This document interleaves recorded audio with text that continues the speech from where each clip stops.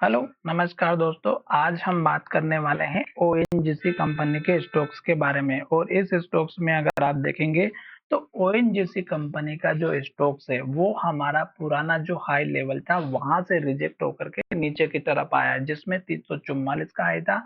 दोबारा जब स्टॉक्स गया तो फिर से 344 का हाई बनाया और तीसरे दिन यानी कि एक बार फिर जब टेस्ट किया इस कैंडल में तो फिर से 345 के हाई से रिजेक्शन मिला और स्टॉक्स ने एक के बाद एक रेड कैंडल और लो बनाते हुए नीचे आया। और जब स्टॉक्स हमारा पुराने हाई पर होता है तो आप देखिएगा इन्वर्टेड हेमर बनी हुई थी, यहाँ पर भी इन्वर्टेड हेमर बनी और यहाँ पर भी इन्वर्टेड हेमर या डोजी बनी है। तो जब भी पुराने हाई के पास इन्वर्टेड हेमर बनती हैं या फिर बड़ी सी रेड कैंडल बनती है या प्राइस का रिजेक्शन मिलता है तो गिरावट आती है। स्टॉक्स ने हमारा इस सपोर्ट लेवल को तोड़ दिया 317 के लेवल को और स्टॉक जा चुका है उसके नीचे और एक के बाद एक रेड कैंडल और लो बनाते हुए नीचे की तरफ आ रहा है। अब अगर आप देखेंगे तो स्टॉक्स का ये पुराना हाई था, इस कैंडल का भी पुराना हाई था और यहाँ पे स्टॉक्स का पुराना लो भी था जो लगभग 293 के आसपास का था और आज स्टॉक्स ने 294 के आसपास का सपोर्ट लिया है।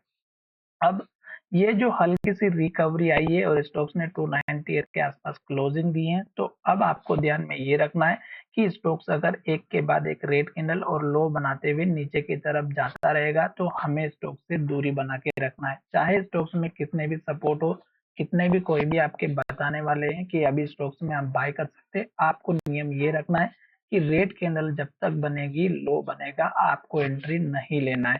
साथ ही स्टॉक्स का छोटा सा टारगेट इस कैंडल के लो का रख सकते हैं जो लगभग हमारा यहाँ पर बना हुआ है 305 रुपए के आसपास का।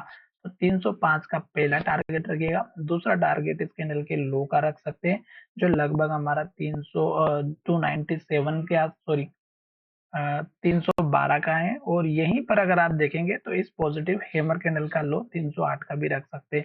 बड़ा थोड़ा सा बड़ा टारगेट रखेंगे तो इस कैंडल के लो तक पहुंच सकते हैं 317 तक का। और मैं अभी इस लेवल को इसलिए नहीं बताने वाला हूं क्योंकि स्टॉक्स में ये जो लो बना है ये अब स्टॉक्स के लिए बहुत ही काम करने वाला है टारगेट के रूप में। तो ये प्राइस को रिजेक्ट कर सकता है और फिर से इस लो को तोड़ते हुए नीचे की तरफ जा सकता है। तो चलिए वीडियो को ये विराम करते हैं।